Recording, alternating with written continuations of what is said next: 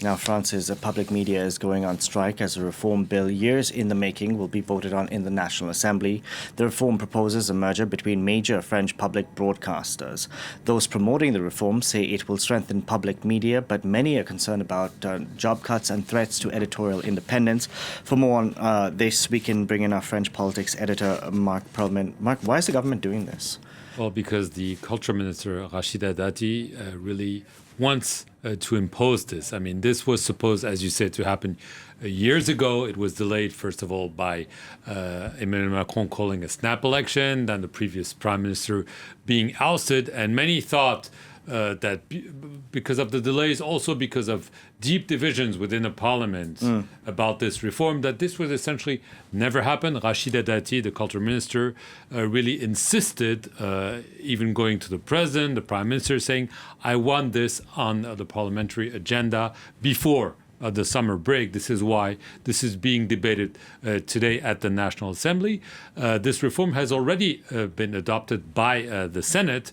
The big question is whether it will be adopted as such by the National Assembly. As I said, there are lots of divisions. Essentially, Rachida Dati and the government bloc, or what's left of it in Parliament, is pushing for this, saying, we need a more unified public broadcasting system, also in order to have more financing, be able to fight the behemoth on the audiovisual markets around the globe. The left is saying, no. This is about merger. This is about cuts, budgetary cuts, possibly personnel cuts, and also maybe political control over what public broadcasters are saying. And so they're saying, we should be extremely careful about the independence of those media outlets and not allow this to become a political object.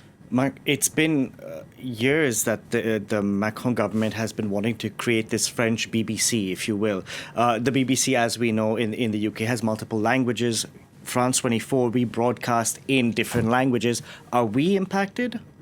Well, formally, we're not. There was a lot of debates about which entities would be included in this new holding company that the government wants to create, whether France Médias Monde, which is our parent company, would be included or not. In the end, what's on the table now is that we're not to be part of this holding company. It would be France Télévisions, which is the main domestic public TV, Radio France, and the National Audiovisual Institute, which is essentially the National Archives, Audiovisual Archives. But we would not be part of this because we're seen as different, talking to a global audience, not a Franco-French viewership and so on. However, there is concern, and this is why some of our colleagues are striking today, that down the road, there could be discussions about including France Médias Monde in this new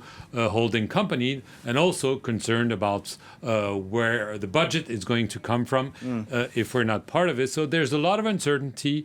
There's a lot of uncertainty as to this, the future structure, but also the future budget. Obviously, the government is calling for cuts everywhere, budgetary cuts. And this also includes public broadcasting and more generally, government-owned or government-controlled media in France. And so this is why there's a lot of concern among us and others in this sector. Indeed. Marc, thank you very much for that. Marc Perelman there.